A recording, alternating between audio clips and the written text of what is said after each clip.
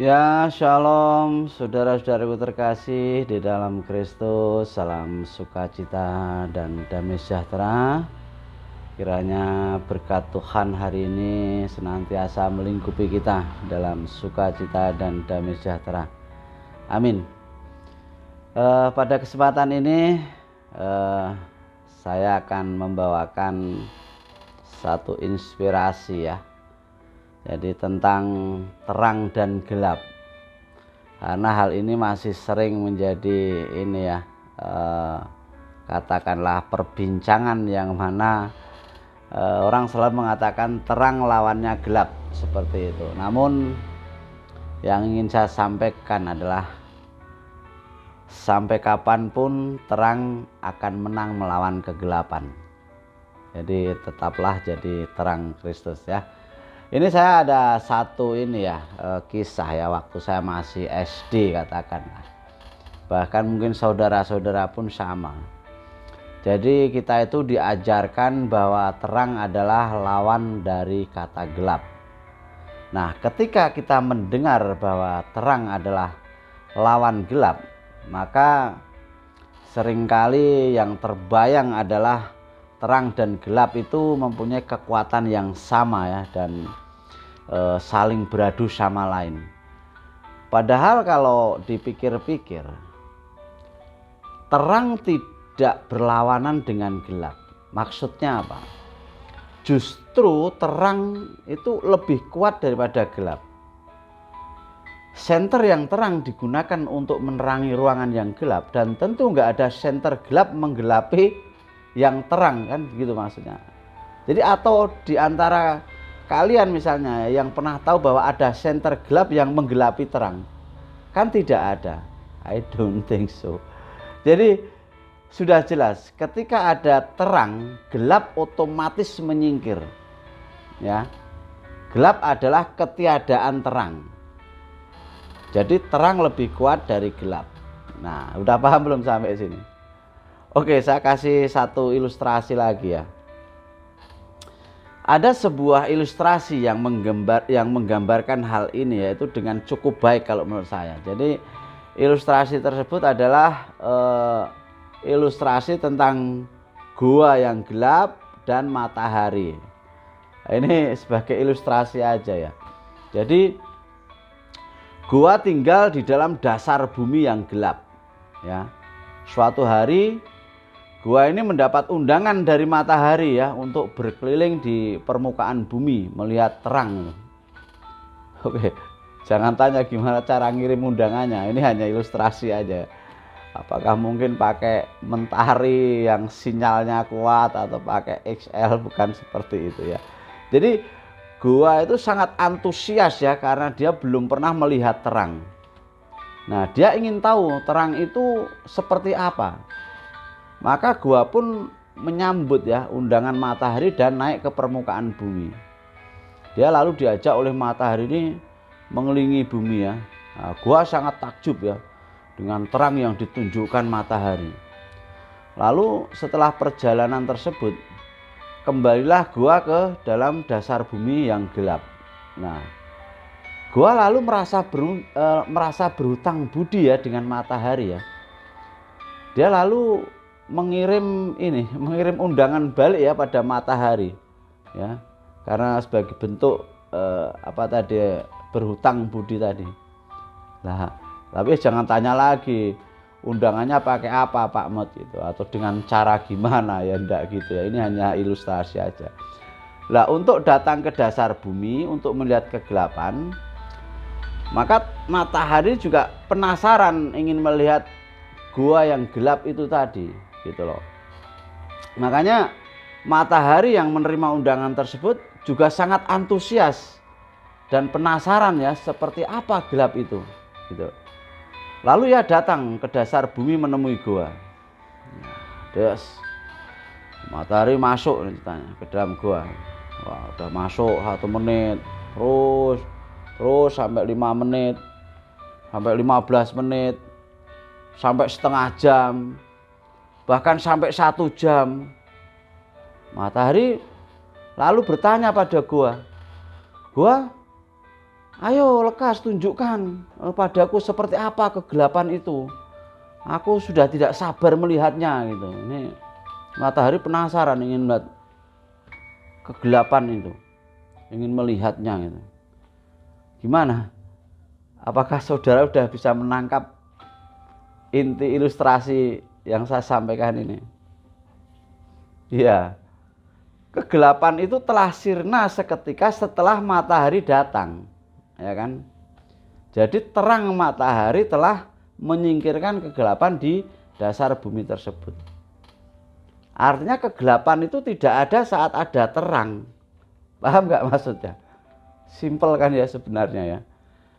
Jadi meskipun demikian, mungkin Anda bertanya-tanya ya, Pak Met, tapi zaman sekarang ini seringkali orang yang benar semakin susah. Dan orang yang tidak jujur yang lebih diuntungkan. Bahkan seringkali orang yang baik itu dikalahkan oleh orang yang jahat. Bukankah itu tandanya gelap mengalahkan terang? Nah, ini ada pertanyaan yang kadang aneh gitu ya. Ya oke. Jadi tidak sama sekali seperti itu ya. Artinya apa? Terang tetaplah terang dan terang selalu lebih kuat dari gelap. Meskipun ya di dunia ini ya seolah-olah terang tersebut dikalahkan oleh kegelapan atau kebaikan dikalahkan oleh kejahatan. Namun pada akhirnya nanti ketika kita menghadap Sang Pencipta, terang akan selalu mengalahkan kegelapan. Tetapi ingat ya saudaraku, terang itu sendiri bukanlah upaya manusia. Ya, firman Tuhan, Alkitab menampilkan Kristus Yesus sebagai solusi. Karena dia adalah terang manusia itu sendiri. Saya bacakan di Yohanes 1 ya, ayat 4, 5 dan 9. Jadi beginilah firman Tuhan. Dalam dia ada hidup dan hidup itu adalah terang manusia. Terang itu bercahaya di dalam kegelapan dan kegelapan itu tidak menguasainya. Terang yang sesungguhnya yang menerangi setiap orang sedang datang ke dalam dunia. Amin. Jadi puji Tuhan ya. Firman Tuhan sudah menjelaskan. Alkitab sudah mengatakan bahwa hanya Yesus Kristus solusinya ya, sebagai solusi karena dia adalah terang manusia itu sendiri dan terang yang sesungguhnya. Jadi pada saat terang itu masuk ke dalam dunia yang gelap, maka kegelapan akan dikalahkan. Puji Tuhan. Terang itu memang sudah ada ya di dalam dunia. Bahkan hanya di dalam dunia ya, terang itu juga sudah menyinari hati kita. Ini luar biasa. Jadi tidak sepantasnya kita itu pesimis ya dengan keadaan dunia ini. Karena bagi orang-orang yang sudah percaya, yang sudah menerima Kristus Yesus sebagai Tuhan dan Juru Selamat, yang sudah menerima Kristus sebagai terang dunia, maka kita tidak perlu lagi ya pesimis ya dengan keadaan dunia. Jadi kejahatan dan kebodohan dalam dunia ini memang memprihatinkan. Namun hal itu justru menjadi dorongan yang kuat untuk menyebarkan terang Kristus ke dunia. Jadi sekali lagi, jangan pernah takut untuk menjadi terang dimanapun kita berada. Ya, jadilah terang dan pancarkan kasih Allah. Itu yang terpenting. Jadi menjadi terang di dunia memang tidak mudah. Ya. Namun satu lagi, di sini Tuhan Yesus pernah mengatakan, ya supaya kita tuh menjadi terang di tengah dunia yang gelap. Saya bacakan ya, ini di Yohanes 8 ya, saya cari dulu ayatnya ya. Namun akan saya ambil yang sebagian aja ya, ini supaya kita nggak terlalu panjang ya. Saya ambil yang di ayat 12 saja ya. Ini sebenarnya perikopnya 12 sampai 18. Maka beginilah firman Tuhan. Maka Yesus berkata pula kepada orang banyak, katanya, akulah terang dunia. Barang siapa mengikut aku, ia tidak akan berjalan dalam kegelapan, melainkan ia akan mempunyai terang hidup. Amin. Haleluya.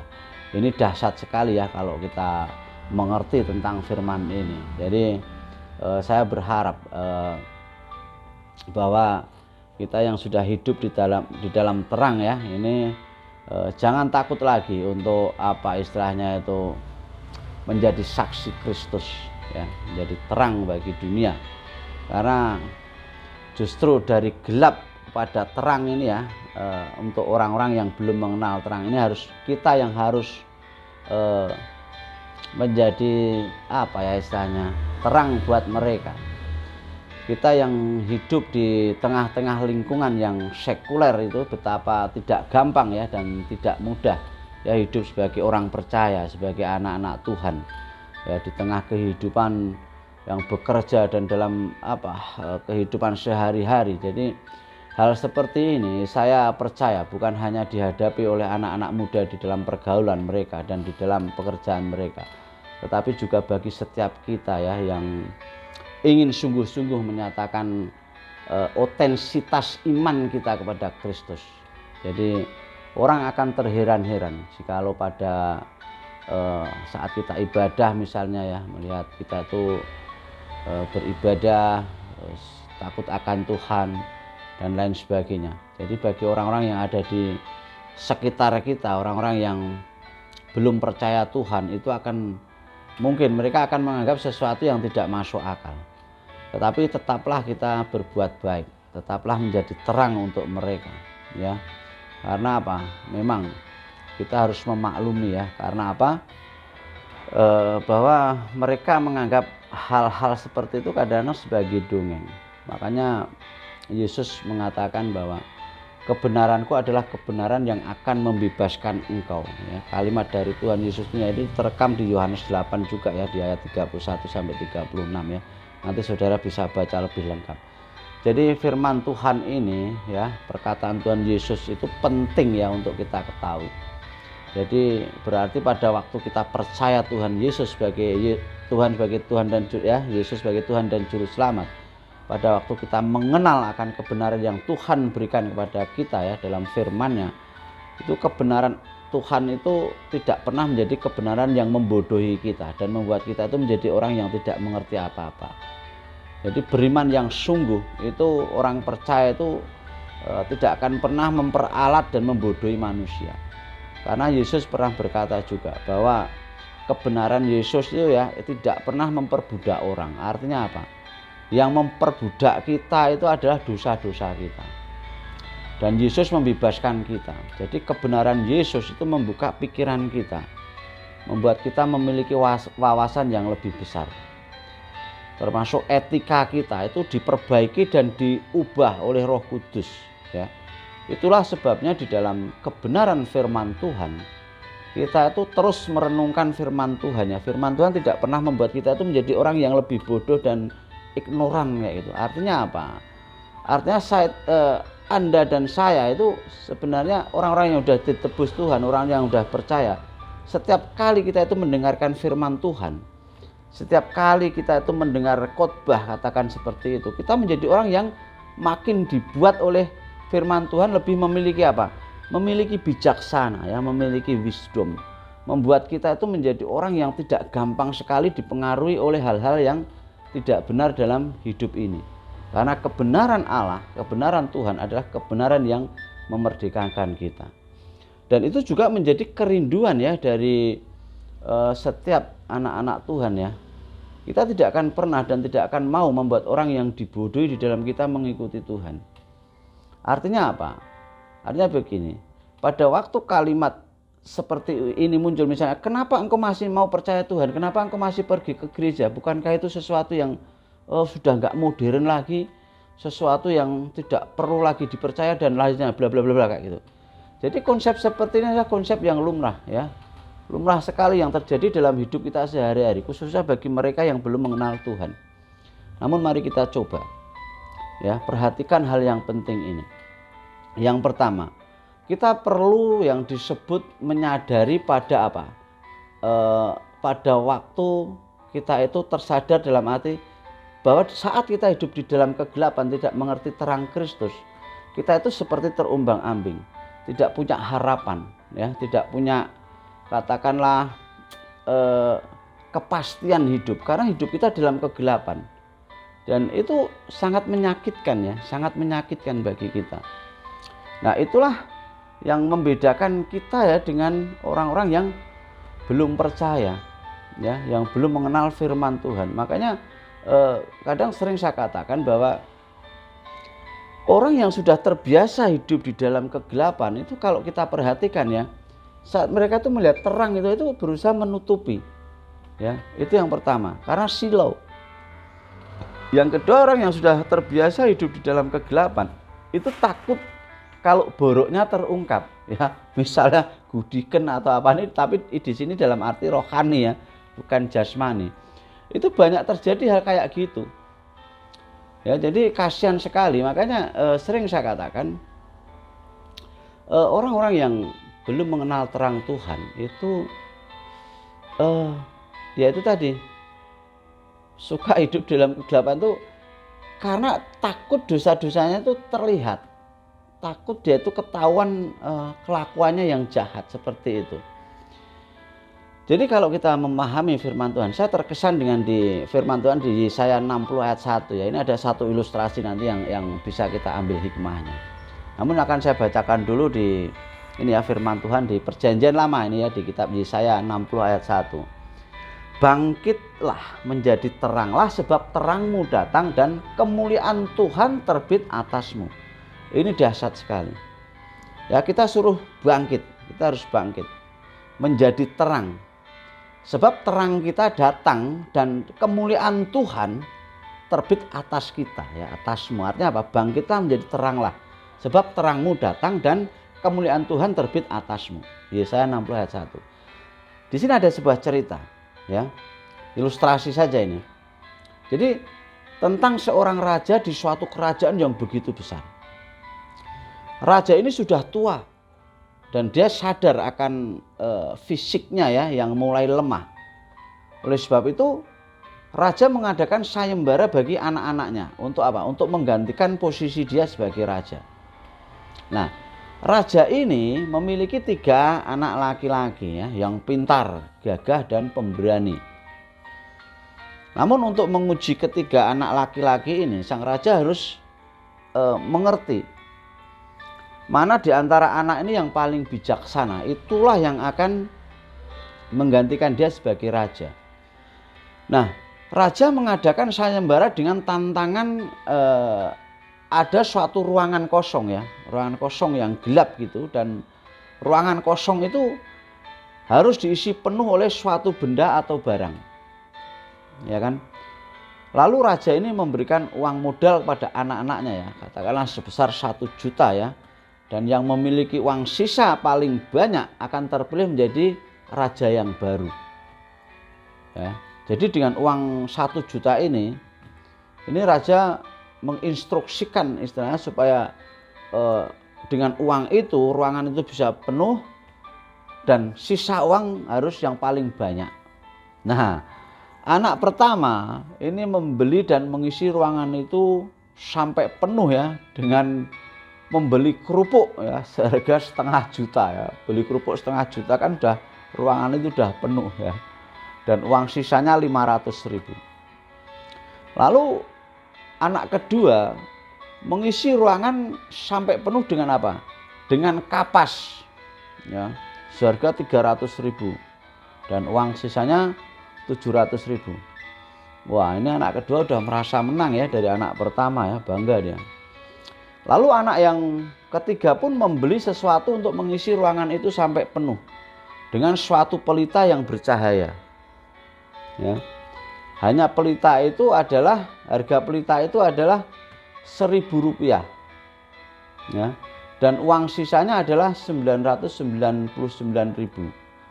Lalu raja melihat, ya, cara berpikir anak ketiga yang begitu luas dan begitu sederhana. Raja pun memutuskan anak ketiga menjadi raja, ya.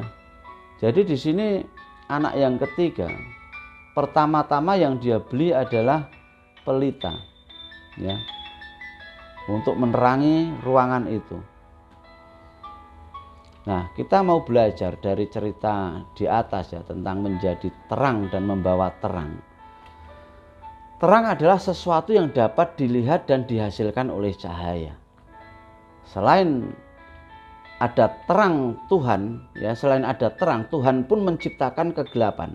Tetapi Tuhan melihat terang itu baik, lalu dipisahkannya dari yang namanya kegelapan. Ini kalau kita membaca di kitab Kejadian 1, ya, ayat 4.